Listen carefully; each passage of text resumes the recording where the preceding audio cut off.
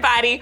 My name's Ashley, and I'm so glad you're here. Right now, we're gonna talk about change.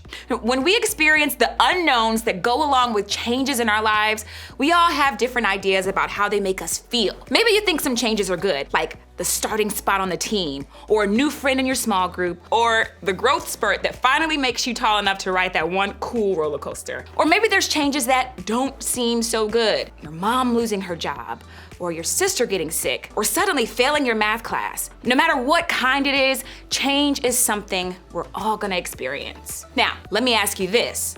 Have you ever tried to make a change in your life because you thought it would make your life better? Like eating more vegetables and less pizza, or studying for the test the night before instead of cramming 30 minutes before class, or putting your phone away and actually talking to your grandparent during dinner. I remember when I was in middle school and I really wanted to learn how to play the violin. So for Christmas one year, my dad bought me a violin and he told me, all you need to do is practice 30 minutes a day. Will you promise me to practice 30 minutes a day? And I said, yes, I promise you. Now, I didn't take into consideration that I was already in the drama club and I had started a part-time job babysitting. So my TV time to me was so important. And every single day, I would watch TV for 30 minutes and I would do all my other chores and go to bed. Friends, I could not give up my TV time. I would come home, do my homework, babysit, practice on whatever play or skit I was in,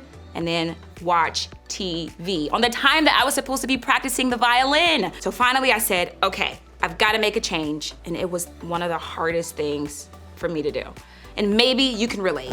Even if it isn't the same as what I tried to change in my life, I'm sure there are some things in your life that you've thought about trying to change. For you, maybe it's school. Maybe you know your English grade could improve, but you also know that it will require more time studying and less time playing video games.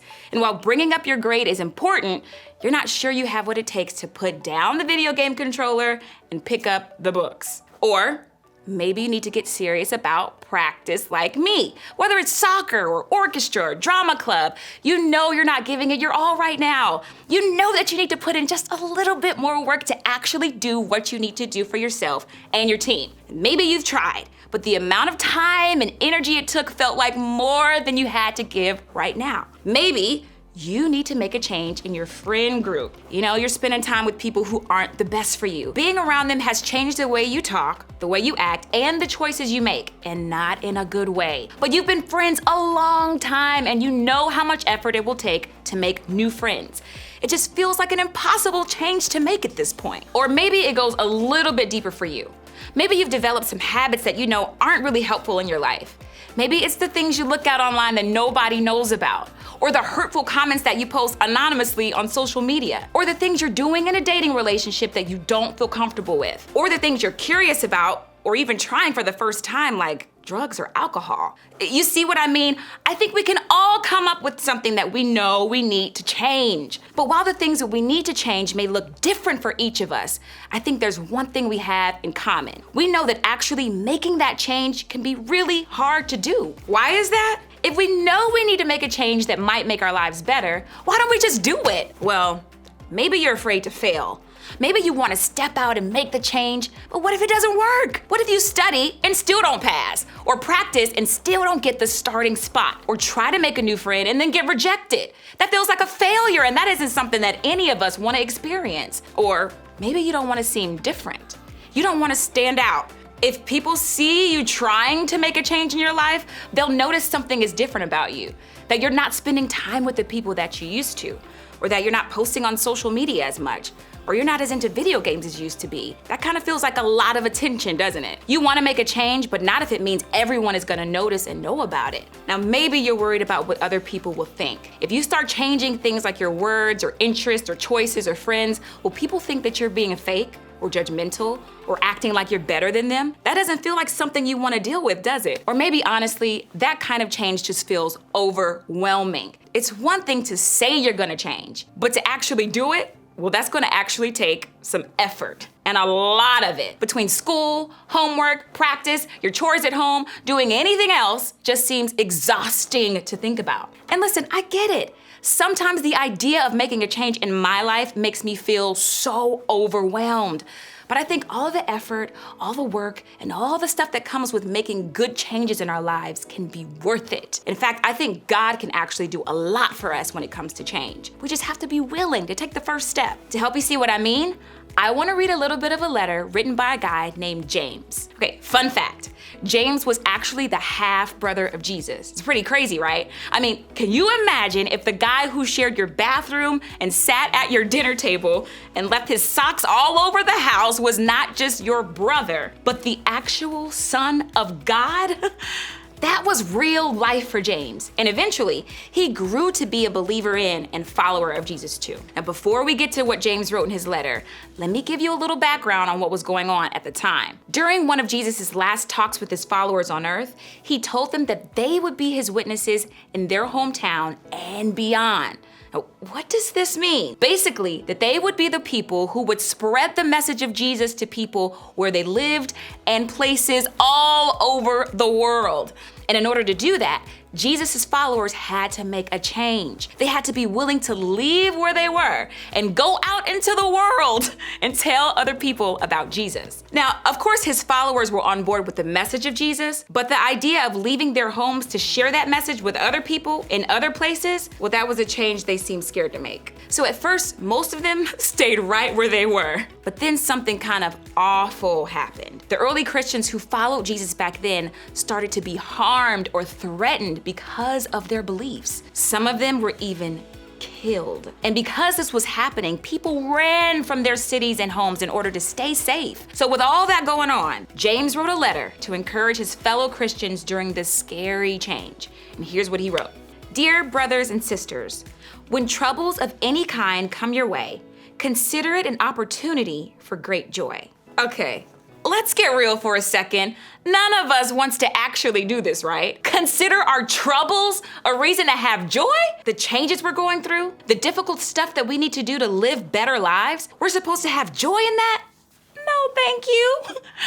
Well, before we throw out this letter completely, let's just read one more thing. For you know that when your faith is tested, your endurance has a chance to grow. So let it grow, for when your endurance is fully developed, you will be perfect and complete, needing nothing. See, the reason we can find joy in the hard stuff is because those changes and troubles are for a reason. In fact, they can lead to something really great in our lives.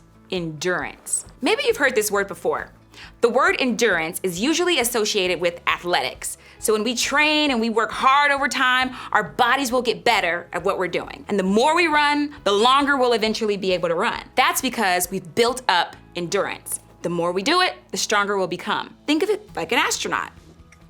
Astronauts have to go through so much training before they get into space. They have to spend tons of hours in a classroom. They have to practice handling the equipment. They have to go on test flights and pretend spacewalks over and over. They have to do a lot to build their knowledge and endurance before they can even go out into space. All of the changes that they make and the work that they put in makes them better astronauts. It builds their endurance. The endurance that James wrote about works the same way. When we take a step towards making a change, we're working on building our endurance. When we decide to study more and pass that class, we do it once, and then we do it again, and again, and again. Is it always easy? No!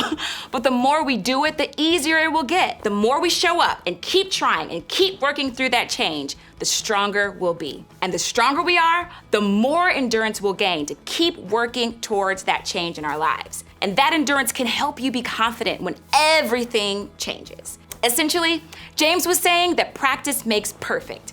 In other words, working towards change by pushing through the pain and hard stuff doesn't just make you better at the thing you're working on, it actually makes you better at change. You're developing the kind of endurance that will help you when you face any unknowns. And that's important because change and going into the unknown is something we're gonna face for the rest of our lives. Building endurance by making changes now can help you be better at the changes you face as you grow up. God can use the unknown to make us stronger. God can give us the strength to step out and make positive changes in our lives. God can help us build our endurance. God can help us be confident when everything changes. And that will help us stand strong when we face changes that we choose and changes that we don't. Of course, I realize that this idea doesn't get everybody excited about going and deciding to make a change in their life. Honestly, I think it probably felt that way for the people reading James's letter back then. I mean, these people were making a change to avoid being killed.